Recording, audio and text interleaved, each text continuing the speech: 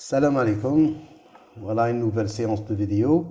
Donc dans cette fois-ci, on va voir, on va revenir un petit peu sur matrice et vecteur, sur certains points sur lesquels je veux insister.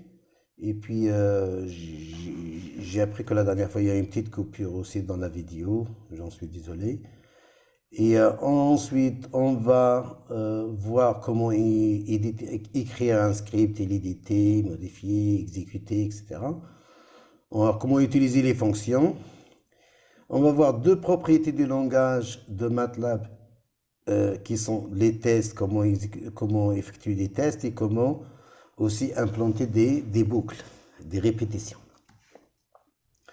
Voilà. Donc, alors je vais reprendre au moins oui, avant de commencer, je ne sais pas ce que j'en avais parlé ou pas.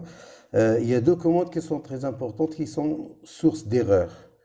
Alors, CLC, c'est pour effacer l'écran. 1 égale 2, tac, tac, je veux effacer l'écran. Bon, c'est bon. Maintenant, si j'ai défini certaines variables, là, par exemple, j'ai A, si j'utilise la commande clear, alors là, ça va effacer la mémoire. Donc là, j'ai plus rien du tout. Il n'y a rien. Donc là, il faut faire attention parce que des fois, on utilise clear en pensant qu'on veut effacer l'écran. Et là, on va effacer tout ce qu'on avait, toutes les variables qu'on avait tapées. Enfin, c'est pas trop tard parce qu'on a l'historique, on peut les reprendre. Mais c'est des fois, quand c'est beaucoup, c'est... Donc, ce qu'il faut faire, ça, c'est dans un script au départ. C'est bien de commencer par ça. Au début d'un TP, lorsqu'on fera ça en présentiel, aussi, c'est bien de commencer par ça d'abord. Comme ça, on efface tout le travail qui a été fait avant, toutes les variables, pour éviter les ambiguïtés. Sinon, toujours CLC pour effacer l'écran. Voilà, sauf si on sait ce qu'on fait. Voilà, alors je veux revenir, donc moi j'ai défini deux matrices. J'en avais parlé la dernière fois comment on définit des matrices. Donc voilà, une ligne, point virgule pour délimiter une ligne. Donc dans ça là, c'est une matrice 3, 3. Je vais définir la matrice B aussi qui est aussi une matrice 3, 3. Donc là j'ai mis point virgule, il n'y a pas d'affichage. J'ai défini deux vecteurs x1 et x2. Donc x1, c'est un vecteur colonne, les valeurs sont délimitées par point virgule. Donc ça, c'est une commande, la définition d'un vecteur colonne. Point virgule, définition d'un vecteur ligne. Je peux effectuer deux commandes sur la même ligne, étant donné qu'ils sont séparés par des points virgules. Je peux continuer autant de commandes que je veux, du moment qu'ils sont séparés par des points virgules. Et quand je fais ça, les deux sont définis à la fois. Donc x1, elle est là, x2, elle est là. Donc x1, c'est un vecteur colonne, x2, c'est un vecteur ligne. On veut, par exemple, effectuer certaines opérations dessus. La dernière fois, j'en avais parlé de transposer. Donc, c'est avec apostrophe, x1, vous voyez là, x1, c'est un vecteur colonne. Le transpose, x1, vecteur colonne. Donc, x1 transposé de x1, c'est un vecteur ligne. x2, c'est un vecteur ligne. x1 transposé de vecteur colonne. Voilà, je peux faire le produit, par exemple, A fois P, produit de matrice. Rien de spécial, produit de matrice, vous savez ce que c'est. Donc, A fois x1 matrice fois le vecteur x1. x1, je vous rappelle, x1 c'est quoi?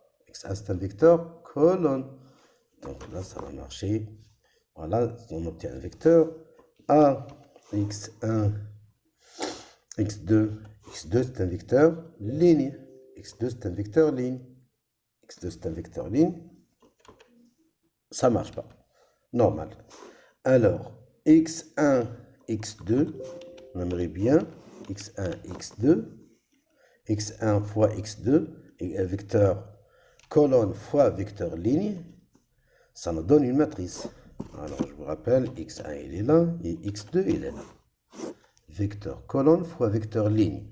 Donc, quand je fais le produit, j'obtiens une matrice normale. Voilà, vous voyez, 1 fois 1, c'est 1.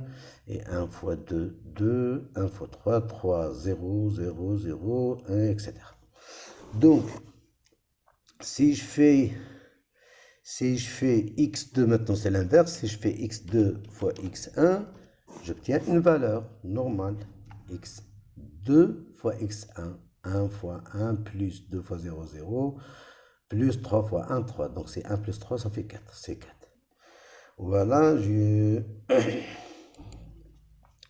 donc la dernière fois, je vous avais parlé de produit de matrice, donc A fois B, c'est produit matriciel, ligne fois colonne, ligne fois colonne, ligne fois colonne, et on fait la somme des produits. Et là, si je fais ça par exemple,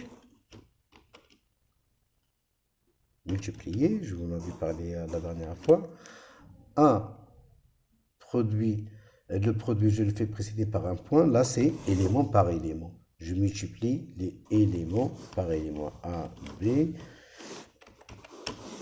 1 fois B. Donc, voilà, 1 fois 1, 1, 0 fois 1, 1, c'est 0, 0 fois 1, 0, ainsi de suite. Donc, ça, il faut faire gaffe, il faut faire attention à ça. Nous, ce qu'on va faire, c'est surtout entre vecteurs. C'est surtout en vecteur. Lorsqu'on fait ça, on fait ça fois ça. Donc là, on a vu, on obtient une matrice. Mais c'est un produit matriciel, vecteur colonne par vecteur ligne. Mais là, si je fais x1, si je fais x1 fois x2, c'est aussi une matrice. D'accord, parce que c'est des vecteurs différents. Maintenant, si je fais x, il y en a un qui est ligne, il y a un qui est colonne. Maintenant, si je fais x1 fois le transposé de x2, là, x2, il devient quoi? Il devient colonne, lui aussi. Voilà, ça donne un vecteur. Là, qu'est-ce que j'ai fait ici? On a multiplié élément par élément. On a fait un produit scalaire. Un produit scalaire.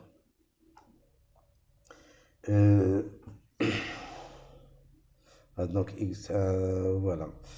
Si je fais A, ça on avait fait la dernière fois, A carré c'est A fois A. Et si je fais A fois 1, c'est A, pareil, x1 carré. Et c'est pas bon, parce que vecteur par vecteur, c'est pas bon. Maintenant, si je fais élément par élément, là ça marche. Là c'est x carré. Voilà, alors ce que je veux, si par exemple je fais ça, x1, qu'est-ce qui se passe ici? x1, j'obtiens quoi? J'obtiens un vecteur. Donc lorsque j'applique sinus sur un vecteur, ça c'est dans MATLAB, qui est défini comme ça, c'est pour faciliter la vie. Au lieu de faire une boucle sur tous les éléments et exécuter le sinus, eh ben, si je donne un vecteur en argument pour le sinus, eh ben, il calcule un vecteur de sinus. Donc le sinus est appliqué à tous les éléments du vecteur. Voilà. Cosinus, pareil, exponentielle, mettons, exponentielle x2. Et vous voyez que j'utilise vecteur ligne ou vecteur colonne, c'est pareil. C'est pareil. x2, il est, voilà, pareil. Donc, en fait, c'est la représentation qui est différente, mais c'est un tableau de valeurs. Donc, pour nous, après, lorsqu'on a besoin d'un tableau de valeurs, on s'en fout qu'il soit en ligne ou qu'il soit en colonne. Mais il faut être cohérent. C'est-à-dire, si on utilise les lignes, on reste avec les lignes. On ne mélange pas. Le problème intervient uniquement lorsqu'on fait le produit de vecteurs. Lorsqu'ils sont différents, là, il y a un problème. Il faut faire attention. Enfin. Voilà, si on veut résoudre par exemple,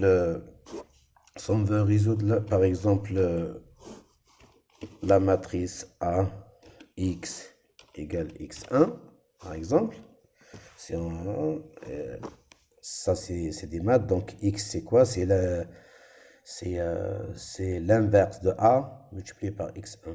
Donc, x égale 1 de A, résolution d'un système linéaire où x c'est un vecteur colonne, donc il n'y a pas de problème.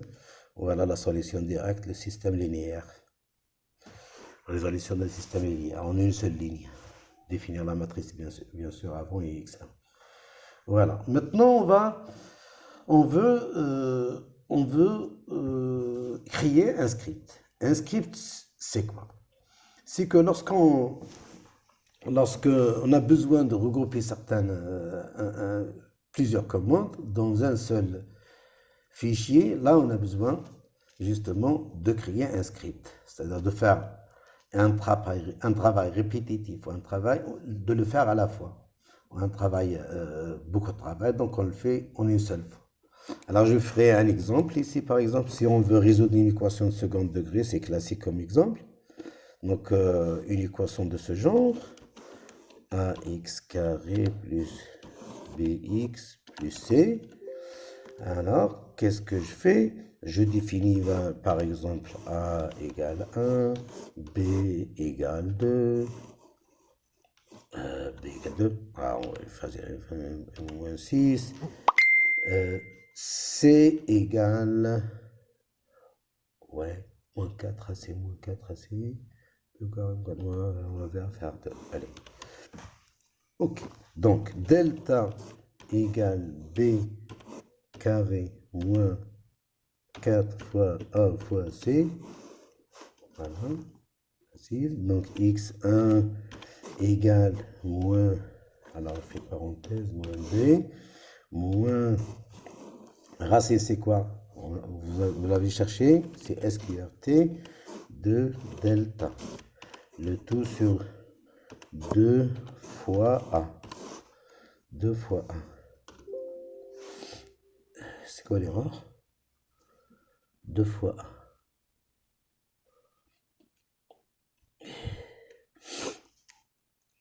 Oui, aucune parenthèse. Hop. x2, donc ici c'est plus, ici c'est 2. Hop, deuxième équation. Donc là, enfin, j'ai trouvé les deux solutions. Si j'ai envie de faire ça dans un script, je peux le faire en une seule fois. Donc, au lieu de faire A, B, C, j'ai défini, hop. Alors, je vais les refaire. A, B, c'est juste pour vous montrer certaines choses, comme ça vous apprenez aussi en même temps. Delta, point virgule, x1, donc ça c'est là où il y a l'erreur, ça c'est là où il n'y a pas, et x2. Voilà, je veux faire ça, copier, c'est quoi ça? Copier et où? Je veux copier. Qu'est-ce qui se passe? CTRL-C. Je crée un script, new script. Je vais là, tout à gauche, plus, nouveau script. Voilà, il me crée une fenêtre. Je fais CTRL-V. Vous voyez, c'est fait. Il n'a pas mis les caractères en plus là. Parce qu'il s'attendait à ça en fait. On a prévu cette action par les utilisateurs. Alors, non, celle-là, j'ai pas besoin. Donc voilà, ici. Donc ce que je fais pour l'instant, je peux l'exécuter directement et ça va marcher normalement. Quand j'exécute, alors là, qu'est-ce qu'il me demande? Il me demande l'endroit où je veux. Bon, ben, moi j'ai un truc, ici j'ai un, je l'appelle, equal 2. Juste histoire de equal 2. Equal 2. Je me suis trompé, il faut donner l'extension equal 2. Ah si, il le fait automatiquement. Il le fait automatiquement. Donc, si j'exécute, là je l'ai exécuté, qu'est-ce qui se passe? Rien. Qu'est-ce qui se passe? Rien. Pourquoi? Parce qu'en fait, il y a des points-virgules partout. Il y a des points-virgules partout. Où est-ce qu'elle est partie, ma fenêtre? Voilà, elle est là. Elle est là. Je retourne. Elle est là. En fait, si j'enlève les points virgule et que j'exécute, voilà, j'ai les valeurs ici. Je peux maintenant utiliser le nom du script comme ça, le nom du script comme une commande. Voilà. Donc maintenant, on a créé un script qui a un nom avec l'extension .m pour qu'il soit reconnu par MATLAB.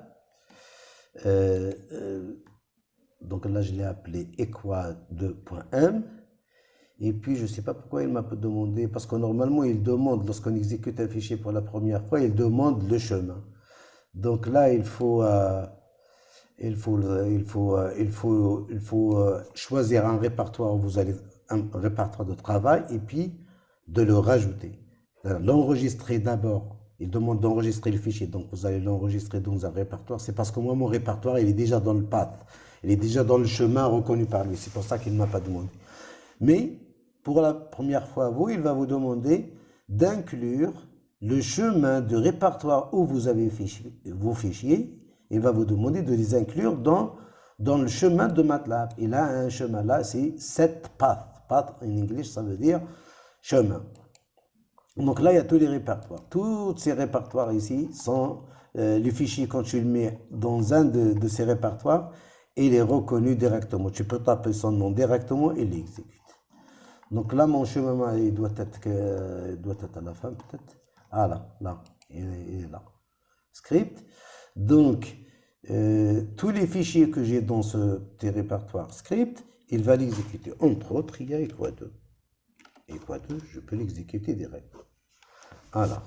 Voilà, donc maintenant mon script, il a d'accord, mais j'ai envie quand même de l'améliorer un petit peu. C'est que mon script, il marche uniquement pour des valeurs, fixes. Je veux bien moi changer les valeurs, avoir la possibilité de changer les valeurs et puis après de faire un algorithme plus général pour gérer les différents signes de delta.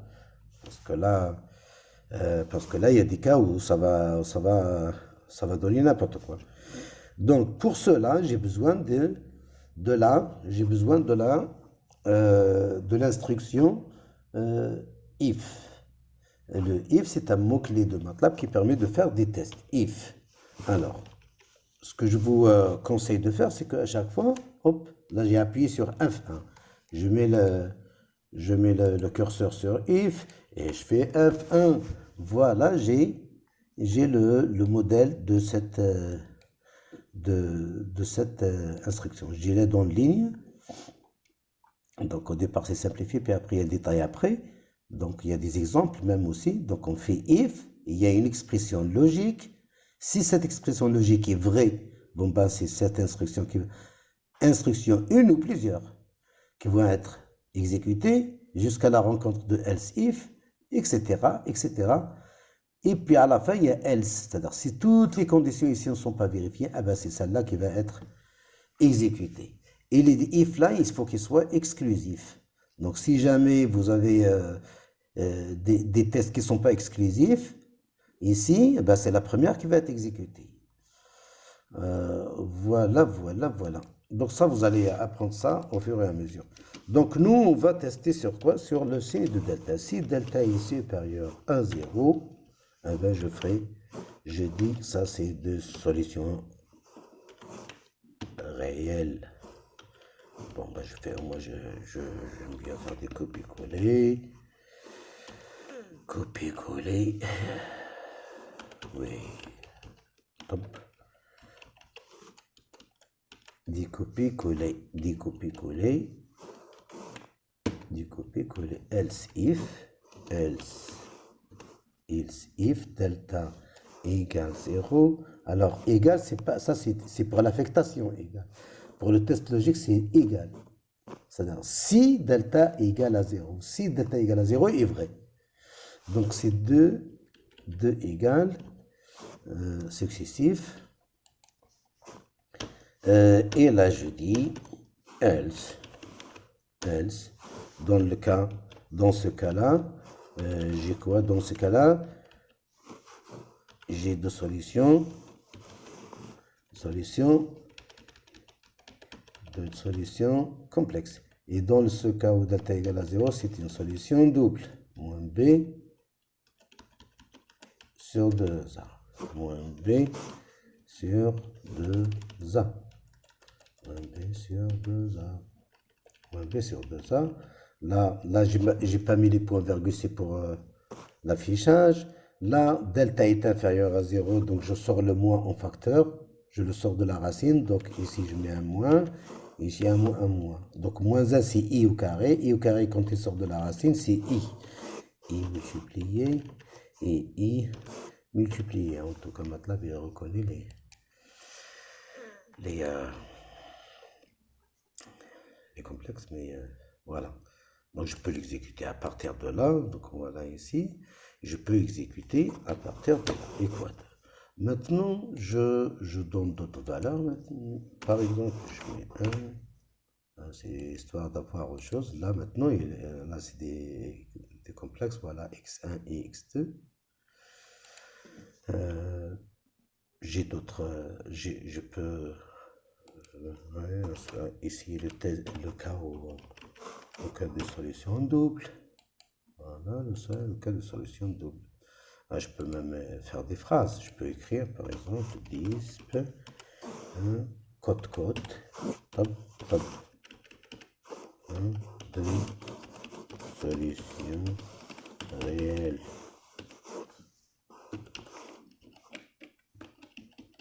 De solution double.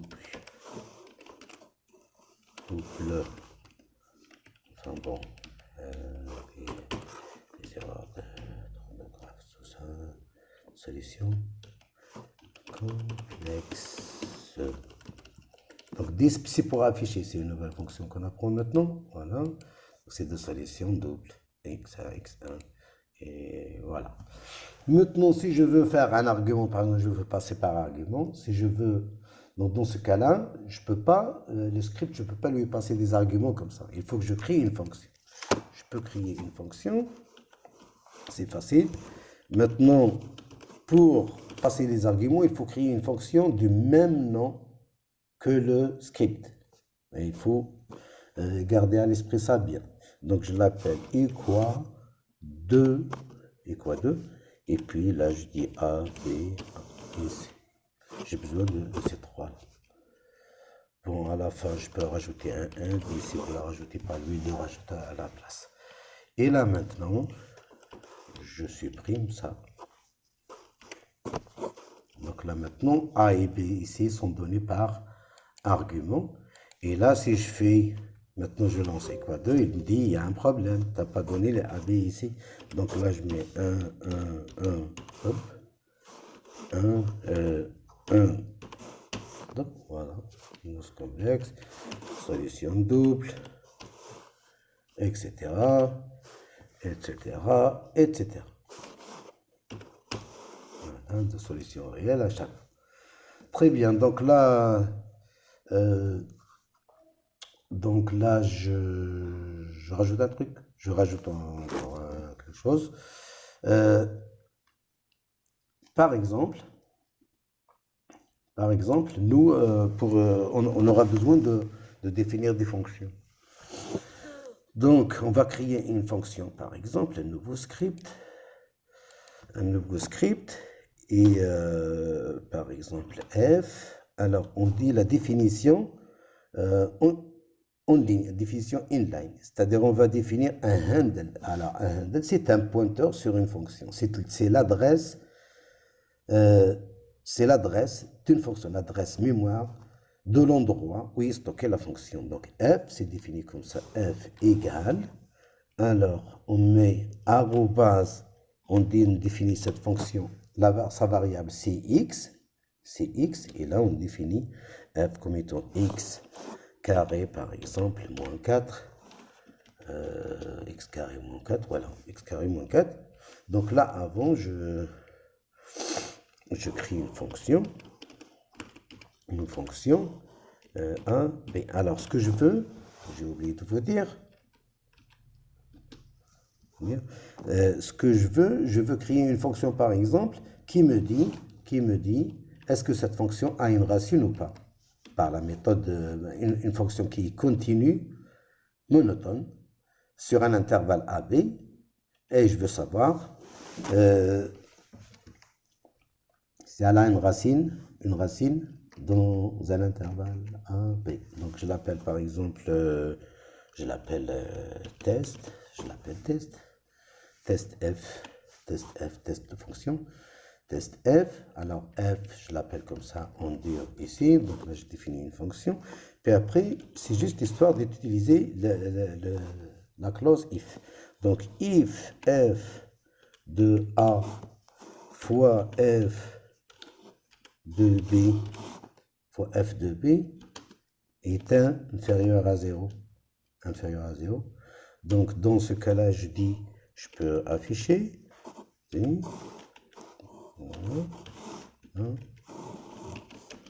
la fonction f de x possède une racine, a une racine directe, a une racine dans a, b. Sinon, il n'y a pas. Else, il n'y a pas. C'est juste une petite fonction comme ça. Et là, de fonction. Là, je l'appelle test f, oui, au même endroit. Donc là, il ne va pas me demander de...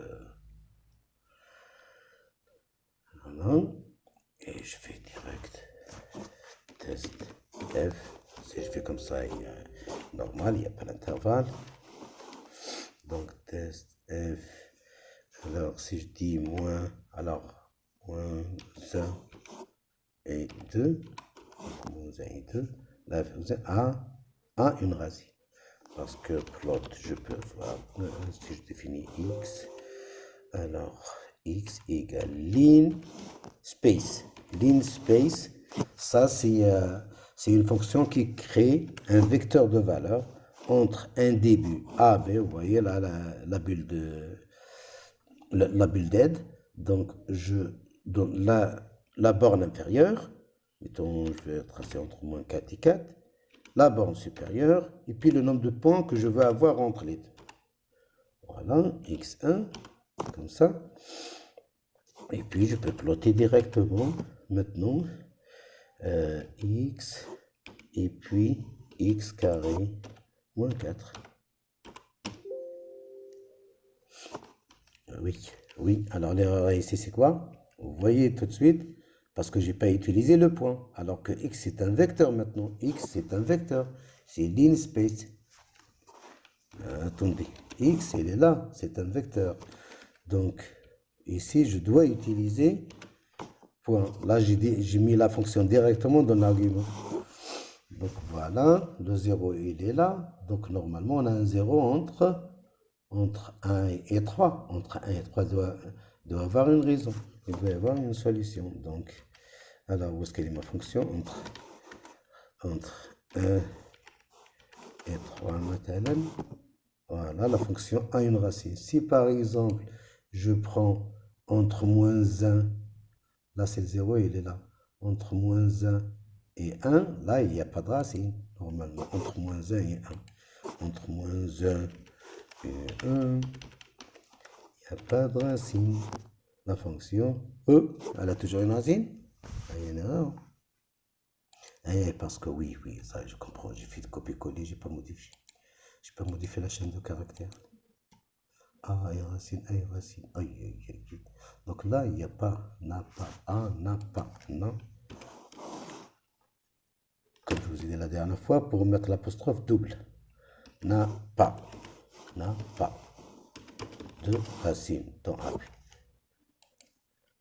Je répète, n'a pas. Voilà. On peut perfectionner la fonction, c'est-à-dire pour passer carrément f par argument. Là, ça va compliquer un petit peu.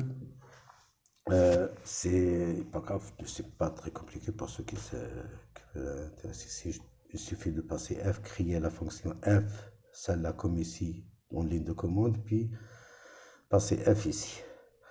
Voilà, comme ça on peut tester pour n'importe quelle fonction si elle a une racine dans un intervalle AB. Si c'est une fonction compliquée, ben on va la définir comme ça en ligne et on teste. Ça, je vous laisse à vous de le faire, de passer f en argument et de tester si elle a une racine dans un intervalle donné. Sur ce, j'arrête cette vidéo. Donc la prochaine vidéo sera sur les boucles. Ok, donc à la prochaine.